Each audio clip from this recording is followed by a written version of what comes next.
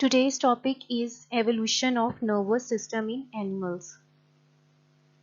Nervous system एक organism का control centre होता है जो उसके तमाम तर बिहेवियर्स को कंट्रोल करता है। नर्वस सिस्टम एनिमल किंगडम में थ्रू आउट पाया जाता है हर ग्रुप के अंदर, but it very in structure and complexity.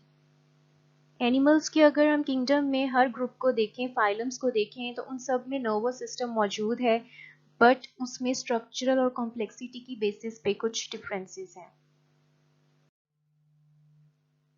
So on the basis of structure and complexity, nervous system के टू डिजाइंस पाए जाते हैं एनिमल किंगडम में। पहला डिजाइन है डिफ्यूज्ड नर्वस सिस्टम और दूसरा है सेंट्रलाइज्ड नर्वस सिस्टम। अब ये दोनों टाइप्स ऑफ नर्वस सिस्टम जो एनिमल्स में पाई जाती हैं, इनकी क्लासिफिकेशन की गई है on the basis of their organisation. Diffuse nervous system इसमें से मोस्ट प्रिमिटिव और simplest form of nervous system है एनिमल्स में, जबकि सेंट्रलाइज नर्वस सिस्टम जो है वो well developed system of nervous coordination है। इन दोनों में अब डिफरेंसेस क्या हैं? मेन इनमें ये डिफरेंस है कि डिफ्यूज नर्वस सिस्टम जो है उसके अंदर नर्व नेट पाया जाता है जो कि इक्वली डिस्ट्रीब्यूटेड होता है थ्रू आउट द बॉडी, जैसे आपको यहाँ पे हाइड्रा की एग्जाम्पल में नजर आ रहा है।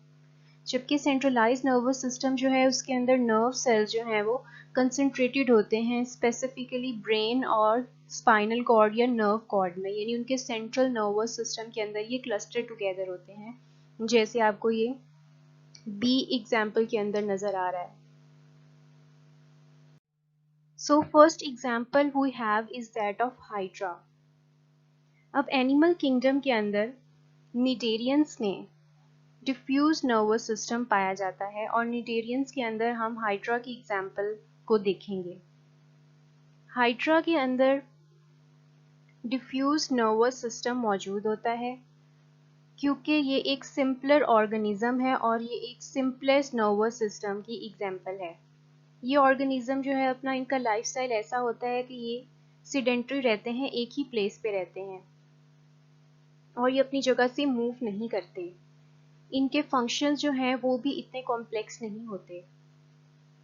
इनके नर्वस सिस्टम को अगर हम देखें तो इसमें एक नेटवर्क ऑफ न्यूरॉन्स हमें नज़र आता है, जैसे आपको यहाँ पे पिक्चर में नज़र आ रहा है कि न्यूरॉन्स जो हैं वो आपस में कनेक्टेड होते हैं और ये न्यूरॉन्स का नेटवर्क जो है इनकी आउटर लेयर एक्टोडर्म और इनर लेयर एंडोडर्म के बीच में मौजूद होता है।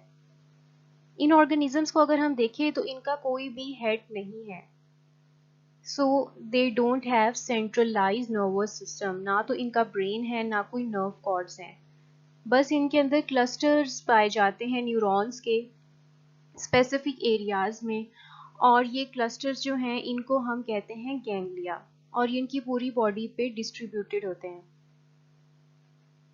अगर हम इन न्यूरॉन्स को देखें तो ये एक नेटवर्क की तरह अरेंज्ड हमें नज़र आते हैं और अगर हम इनमें से न्यूरॉन्स को उनके फंक्शनल बेसिस पे डिस्टिंग्विश करने की कोशिश करें तो it is very difficult to distinguish them, and also their nervous system is poorly understood, so we cannot distinguish sensory associative neurons or motor neurons in them. Also they don't have specialized sense organs in animals, जिस तरह से और animals के अंदर हमें specialized sense organs नज़र आते हैं for specific stimulus, तो इसके अंदर हमें कोई ऐसे स्पेसिफिक सेंस ऑर्गन्स भी नज़र नहीं आ रहे। अगर हम ऑब्जर्व करें इन एनिमल्स को तो इनके अंदर हमें एक मॉर्फोलॉजिकल सिंप्लिसिटी नज़र आती है। इनके फंक्शंस जो हैं वो बहुत सिंपलर हैं, स्ट्रक्चरली ये बहुत सिंपलर हैं, लेकिन फिर भी ये क्या करते हैं, कुछ स्टिमुलस के नतीजे में जो है रिस्पॉन्स करते हैं और स्पॉन्टेनियस रिस्पॉन्स करते हैं।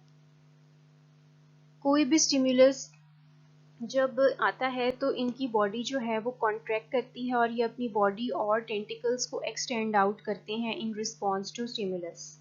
So all these behaviors are under control of nervous system. Next centralise nervous system जो है वो निडेरियंस के अलावा बाकी जितने भी एनिमल्स के ग्रुप्स हैं उसमें हमें देखने को मिलता है और उसमें से हमारे पास जो एग्जांपल है वो है प्लेनेरिया की। प्लेनेरिया प्लैटीहेलमिन्थस है, प्लेटफॉर्म है, और इसके अंदर सेंट्रलाइज नर्वस सिस्टम है। अब हम प्लेनेरिया के नर्वस सिस्टम को हाइड्रा के नर्वस सिस्टम के साथ कंपेयर करेंगे। तो प्लेनेरिया के अंदर सेंट्रलाइज नर्वस सिस्टम स्टार्ट होता है। इसके अंदर एक सिंपल ऑर्गन सिस्टम हमें देखने को मिलता है।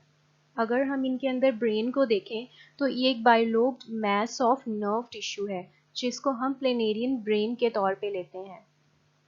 इसमें दो गैंग्लिया होते हैं जो आपस में जुड़े हुए होते हैं एक नर्व नेटवर्क के जरिए, और ये आपको एक यू शेप का स्ट्रक्चर नजर आ रहा है, ये इसका ब्रेन है जो इसके एंटीरियर एंड पे मौजूद होता है।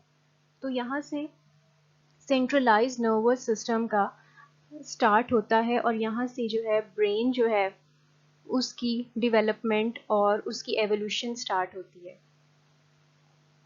जबकि हाइड्रा के अंदर हमें इस तरह का कोई भी इंटीरियर एंड पे कंसंट्रेशन ऑफ न्यूरॉन्स या फिर ब्रेन लाइक स्ट्रक्चर देखने को नहीं मिलता, उसमें सिर्फ नेटवर्क ऑफ न्यूरॉन्स प्रेजेंट थे।